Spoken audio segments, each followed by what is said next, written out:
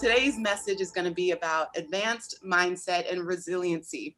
I traveled for 7 years. That was my career in my 20s. I was a travel blogger. And I remember when I was in Montenegro. Montenegro's in Europe. It's in the Balkans. It's a beautiful country, probably top 5 for me. And I was walking and I was just exploring. And I remember I was getting those peculiar stares. I was used to the stares. You know, I'm a solo Black woman. I get it. I'm in a country that doesn't have many Black people. There were those stares, but this stare was different. And I was like, okay, I'm just gonna keep on going with it. Little did I know that, well, Europe, number one, is a very big tennis continent. You have Djokovic, Nadal, Federer, all came from Europe, and they're massive global tennis stars. And little did I know, I resembled Serena Williams. And so the stares weren't about like, oh, it's just another Black woman. It was like, oh, we have this American tennis star in our country. All of these people thought I was Serena Williams, and they were trying to get my autograph. And I didn't know this about celebrities, but when they travel, a lot of times they don't want to be bothered, so they use an alias name. And I was like, no, I'm Glow, I'm not Serena. No, Glow, please, Serena Williams. And they were begging me and telling me that, no, we know that you're Serena. Please just, take a picture with us. And it was so funny, but I was like, I was literally trying to outrun the paparazzi. And I got back to my hostel, and I go out to dinner later on, and there's this one Russian man who was still able to track my whereabouts. And, as I say this out loud, it sounds a little bit creepy, but it was genuine. He had kids that loved Serena Williams. And so he said, Savina, please, for my kids. Savina, please, for my kids. And so what did I do? Got my pen, signed Serena with a smiley face, and let him on his way. That is resilience. Not the kind that we're going to talk about, but it's resilience nonetheless. And I want to talk to you guys about how when there's something that you want, no matter the circumstances, you will find a way to get it. That's entrepreneurship. That's life. But advanced mindset, I want to break down an acronym here because advanced mindset, it comes down to your mind. So I want you guys to write out MIND, and we're going to break down a mind framework that's going to help you have a more advanced mindset. The first one, M, mission, a mission that can change the world. A lot of us are still operating from a very selfish place. And I speak from experience. When I was travel blogging, all I wanted to do was travel the world and get paid. So some of you guys have to understand, like, what is it about your skill set, your career, or your industry that you can attach to a greater cause? Maybe because of personal experience or overcome trauma. Think about it. If you're a nutritionist that overcame a disease, how can you now teach on holistic wellness? Okay. If you're a business coach, maybe who overcame poverty, how can you now attach socioeconomic issues as a part of your branding, as a part of your messaging? Take your own personal story and attach it to a larger mission, because that's what's going to make you stand out as a leader, make you stand out as an entrepreneur, and just make you stand out in your industry in general. Intuition to speak up when it matters. Leadership is easy when things are going well. It's easy to be a leader when you don't have to actually lead on hard stuff, okay? And I was like, ooh. And I found myself like really having to feel convicted about what leadership means and that intuition to speak up when it matters most. Because sometimes controversy is necessary in a teaching moment. Figuring out how to take something that could be controversial and turning it into a teaching moment. Every single thing that I post, you'll never find, my page is not about drama. My teaching style, my education style, nothing is about drama or gossip or hatred. That's not where I come from. It's lessons, it's learning, it's teaching. Because that's intuition as a leader. Like, okay, this needs to be spoken about. How can I speak about it in a way that no one else has covered? With grace, compassion, with light, okay? Intuition is having the ability to recognize a moment that can set your core values apart from everyone else. It is easy to do what everyone else is doing. It is easy to speak like everyone else is speaking. The hard thing is to pause and to reflect. And when you're about to speak out on something, how can you do that inner work of saying, okay, can I see myself in this situation? Have I done something like this before? Okay. The next one, N, nuanced navigation. And it's funny because I was like, what is nuance? We use it a lot of times, but we use words sometimes and we're like, wait, what's the actual textbook definition of nuance? Nuance is a subtle difference, a subtle change of expression, okay? And a lot of times you're going to navigate through life not always needing to go with the flow of the world. And whether your business mission is to change the face of education, maybe your business mission is to change the face of marketing, again, because your advanced mindset is going to be it's going to be more forward thinking. There's going to be a larger cause that you've got to attach your branding to. But you have to have nuance in your teaching, in your decision making, in your integrity, in your values. You have to be able to recognize what's for you and what's not. Okay, don't chase things. Attract them by the way you show up. Don't chase after things. Attract them by the way you're showing up in the world, okay? I think a lot of times, especially as a beginning entrepreneur in my 20s, I was still so hungry to fit in, hungry for purpose, hungry for finances because I was broke, trying to figure out like, where do I go? And your navigation, your GPS system has to have nuance. If you are going the direction of everyone else, you might not be doing it right. You might not be doing it right because leadership is going to take you to pause. It's going to force you to slow down. It's going to force you to detour sometimes. It's going to force you to put something in reverse, put the whole vehicle in reverse and say, okay, I went down this path because I saw everyone else doing it, but maybe this isn't actually where I'm supposed to be going. Okay, nuanced navigation. There should always be a subtle difference in the way you're speaking up, in the way you're showing up, in the way you're leading, in the way you're educating, in the way you're providing, in the way you're serving. There should always be nuance, okay? And then D, diligent. You wanna be careful, conscious, and committed to your work. It is so easy to let the glitz and glam of success and life just overwhelm you and make you feel like everything you've done was on your own goodwill, okay? You have to be careful, conscious, and committed, not just to your work, but to the mission and staying connected to the community that you're trying to help. And you do this by dedicating yourself to a cause that is greater than yourself.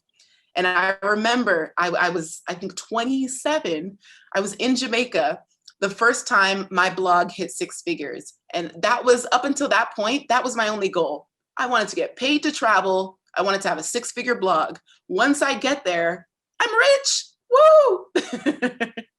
I think my first year as a full-time travel blogger, I made $7,000 the entire year. So the idea of a 6-figure blog was so out of reach that I was like, if I can get there, maybe one day if I get lucky. I was like, oh, I'll just kind of stop, like, because that's all I need. And what happened when I reached 100K? Spiraled. Went into a 3-week episode of depression. Because when you put so much value on money and not your core values, not your integrity, not a mission, you lose yourself. I was so, that moment of a 6-figure blog, I put so much weight in that. I didn't know what I needed to feel, but when I got there, I didn't feel anything.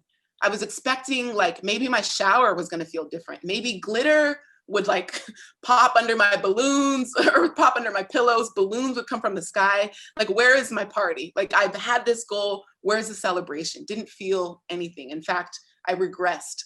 I felt, I stopped reading. I stopped praying. I stopped reading my devotional. I lost sight of myself. And so it's so important. Have financial goals, but my goodness, have a mission first. Have a mission first. 5 ways that you can build confidence. The first thing, affirming activities. I love Jay Shetty because he said this quote. He said, every year he's always learning, loving, and launching something. You always need to be learning, loving, and launching. When you are learning something, it's a humbling place to be. You're not going to be good at it. You're going to be a beginner, and it's not going to be confidence boosting. But when you are loving and launching something, I mean, you're in alignment, you're walking in purpose. So at every point in your life, you should be learning, loving, and launching. So what are those affirming activities that you're doing to remind you of how far you've come? Okay. So the first one, affirming activities. The second thing, affirming friends. Affirming friends. Guys, insecurity and confidence don't speak the same language. Get new friends. I had friends that used to project their insecurities on me. They would like shame me for having habits, but every day you should have an alarm, or you should set an alarm that has 3 words that remind you of yourself. Or for me, I also like to do things that are like affirmations. So I'm like, I like to tell myself daily, like, this is all a part of God's plan. This is God, you're building God's kingdom. That's something I tell myself daily. So when I see that, little notification come on my phone, it gets me re-excited. And a friend tried to shame me for having that like habit. And I was like, man, what is it like to be so insecure with yourself that you shame someone for like wanting to like walk in alignment? I was like, I don't need you in my life. Yeah, have affirming friends, people who are also building legacies, people who also understand that life is temporary and what you build is the only thing that lasts forever. Like, how many of you guys have picked up a book that's 200 years old? How insane is that? 200 years ago, someone wrote a book not knowing that 200 years later, Glow would come walking through and find it in a used bookstore. How cool is that? You do not know how far your story is going to reach, okay? So number 1, affirming activities. Number 2, affirming friends. Number 3, affirming documentation. I record time lapses. I watch the sunrise every single day. There are so many things that I do every single day that remind me of like, oh, I'm building something. And I like to look back on those time lapses like, oh, I remember when I was launching that. Affirming documentation. When you're recording yourself on video because you want to share it on Instagram, or maybe you don't share it, but just having it so that you can look back on it to remind yourself of like, oh, I remember that season of my life when I was getting ready to launch my podcast and I recorded a video of it. Anytime I'm feeling really vulnerable or in a season of like change or transition, I like to have these like video diaries where I'm like, all right, the day is, March 7th, quarantine day 385. And here's how I feel. And here's what I'm doing. But I love to document those small everyday moments because you're going to look back and be like, wow, I was so confused in that season, but I showed up anyway. There's a lot of people who you can scroll through my Instagram and you won't know the times where I was battling depression and I was just so confused and so unsure. I talk about it later on, but in those moments, I show up anyway because I'm like, someone needs me. I'm like, Glow, I don't feel it today, but someone else needs it. And like, again, daily, I recognize my privileges. Daily, I recognize my blessings. And I'm like, there's someone else who's probably going to be in bed when they're watching my video and I'm talking to them about purpose. They're going to need this. So I'm going to record the video. And then I don't care that I don't sound, like a woman. I need to really stop joking about that. Maybe my next therapist appointment, I need to unpack that. Okay, number 4, affirming consumption. Now this is on the extreme side, but I created a second Instagram account to follow friends because on my main page, I only want to see personal development, business strategy, entrepreneurship, positivity. And I notice like I love my friends, but if they're posting junk, I'm missing the stuff that I actually need to see. So I had to create, if you notice, Brendan only follows like 100 people. He knows what he's doing. He's got to keep the noise out. Social media is a very loud place. And if the stuff that you actually want to see is drowned underneath everyone else's like pictures of food, I don't know, baby announcements, congratulations. I'm happy for you, but I'll congratulate you from my other page, because if I have 15 minutes to scroll on Instagram every day, I need to get the best of the best. I want to make sure I'm getting affirming consumption. And the last thing, affirming rest. How can you be confident when you're always in a hurry, always overwhelmed, always triggered, always stressed? Okay. 7 hours is like my minimum. 8 is my standard, but I need 7. And there's different like sleep devices. You can have like a Galaxy Watch or an Apple Watch that can track your sleep hours and your REM cycle, your deep sleep, your light sleep. And again, to any new mothers, you guys are in a different ballpark, and I'm sorry. And I hope your baby starts sleeping soon. I know like new parenthood is a different story, but when you can get to that place of like, maybe it's sacrificing an hour of Netflix to go to bed an hour earlier. I set my phone every day, and it's automatic now because I've trained my phone to do this. At 8 p.m. to 8 a.m., I am unreachable. No one can access me from 8, like literally my phone goes on do not disturb, meaning that calls get blocked. If someone tries to call me after 8 p.m. or before 8 a.m., it won't even go through. It'll just say this user is not accepting calls right now. They got a text or send an email. Actually, text messages can't even get through until I've turned off do not disturb. And what's great about that is it allows me 12 uninterrupted hours to focus on me, to like start winding down for the day, to start preparing for the day, like having my morning routine and like saying affirmations to myself, journaling, working through like, okay, what is my plan for the day? High performance planner, wink, wink, you know, giving myself time to like fill out all of those prompts and schedule my day accordingly. Literally, the world could be on fire. I won't know until 8 a.m. Sorry, I won't know until I turn my phone on and I tune in. And that's a boundary I set for myself to help me affirm my rest. So again, affirming activities, affirming friends, affirming documentation, affirming consumption, and affirming rest. Discipline is a controlled form of behavior. When you are undisciplined, it means you let your emotional responses dictate how you act. When you have discipline, you are showing a controlled form of behavior. Discipline is the skill, focus is the byproduct. Build the skill of discipline and focus will become the byproduct, guys. Stop trying to be great at something and aim to be disciplined at it. Because when we aim for greatness, it feels like a very, I don't want to say a selfish pursuit, but it just seems like self-serving. But when you want to be disciplined at something, discipline breeds mastery. Discipline becomes like, I want to be so good at this that I become a master at this skill that now I can teach my community how to also become masters at this. Okay, guys, like this is, okay. Now I'm going to go into 3 ways that I personally increase my focus. There's an app called Toggl, Toggl, Toggl desktop app, Toggl. This is a Google Chrome plugin, and it's also an app both on Android and iPhone. So a lot of you guys, sometimes you approach your day without discipline. So instead of you're wondering like where your time went, tell it where to go instead of wondering where it went. So if you use the Toggl app, you can track, I'm spending 4 hours on emails. One thing as well, when it comes to focus, no, we can no longer be people who check our emails 10 times a day. Like bless, you know, my sponsors and my partners and people that I correspond with, but they know if they don't catch me in the morning, then they're going to catch me in the evening. And if they miss me in the evening, they'll get me tomorrow. Nothing is an emergency. And when I have that own self-discipline with my time and how often I'm checking my emails, I'm able to focus more of my undivided attention on the task at hand.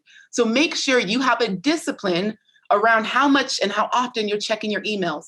And I know this might vary depending on the working relationship and the boundaries that's already been established. So unfortunately, this can't be the rule for everyone.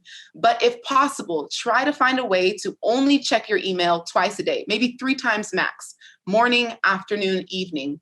That way, you're not constantly in responsive mode, like reactive mode, like just, I got to constantly react to other people. And I believe Brendan Burchard said this at High Performance Academy, I think a couple years ago, but he was like, email is nothing more than a list of other people's agendas. Your email is nothing more than a list of other people's agendas. Shout out to Brendan, because that stuck with me 2 years later. It still sticks with me. Okay. So again, the Toggl app, Toggl. The second thing that I do to increase my focus, my phone goes on do not disturb from 8 p.m. to 8 a.m. And when you put your phone on do not disturb, even if people try to access you, your phone blocks it. Not in a, harmful way. That sounds really rude. Your phone will block people. They just won't, it'll, if someone tries to call you past 8 p.m., it'll say this person is not receiving calls at this time. How respectful. That's really nice. Isn't that like a really cool boundary to set? Like, it's not even that this person doesn't want to talk to you. It's this person is not receiving calls at this time. The person on the other side of that is now aware of the boundary you've placed for yourself. because of your own disciplined focus. You have said from 8 p.m., which should be your winding down hours, because just like you have a morning routine, you should be having an evening routine as well. If you are falling asleep to Netflix, am I calling some people out? Let's stop falling asleep to Netflix and Hulu, guys. Like I understand we need those decompressing hours, but I want the last hours and the last minutes of my day to be spent reading. Because what then happens is when I'm sleeping, I'm marinating on the words that I just read. So I love to read like the Zen stuff. I'm reading some Zen Buddhism stuff because it's really helping me just be more calm.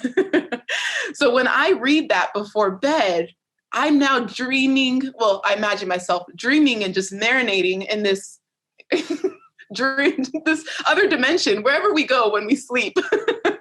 We create these alternative realities, but I imagine myself marinating on those words. And when I wake up, I find myself in a really peaceful place. Okay, so that do not disturb is really important. 8 p.m. to 8 a.m. Those are my personal boundaries. You guys can, 9 p.m. to 9 a.m., whatever you want it to be.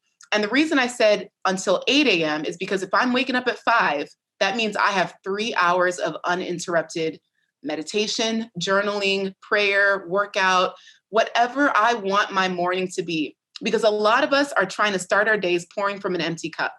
We haven't even filled our own cup yet. And we've got the demands of the world, work, our partners, our kids. There's so much. And I admire so many of you that wear so many hats and show up for so many people. But understand, you cannot pour from an empty cup. And you cannot be your best self if you are constantly running on responsive mode, just responding to what the world throws at you. Excuse me. Okay, so that's the second thing. The third thing is one thing at a time. You have 80 tabs in your browser and you feel like, oh, I'm just accomplishing so much because I'm working on this project. I've got this tab open, like enough of that. We are going to no longer praise that type of approach because I used to like brag about how multitasking like I could be. I'm like, oh, I could do this, I could work out while I'm also reading, and then I can also do this and send that email. No, guys, people, whatever you're working on, they deserve 100% of you. Like, give unfocused, undivided, dedicated time to one task at a time. Because what's then going to happen is you're going to enter this thing called flow state. Flow state is the most beautiful thing. Guys, momentum is so lucrative. When you enter flow state, things just start clicking. But you can't enter flow with one task if you are spread across 10 tasks, okay? So make sure you're allowing yourself the capacity to work on one thing at a time. And when we wake up with to-do list every single day, what does your to-do list look like? Are you the kind of person that writes 20 things? Somehow you feel like you're Beyonce and you can accomplish 20 things in a day. Guys, we are not Beyonce. We are normal human beings. I'm just kidding. We really have to approach our days more realistically. Because what I used to do is I would say, okay, today's going to be a good day, Glo. You're going to wake up at 5 a.m. We're going to write these 20 things. We're going to accomplish them. Like, oh, we're on fire. And I'll get to noon or I'll get to 3 p.m. and I've checked off 2 boxes. And out of 20 things, I've checked off 2 boxes.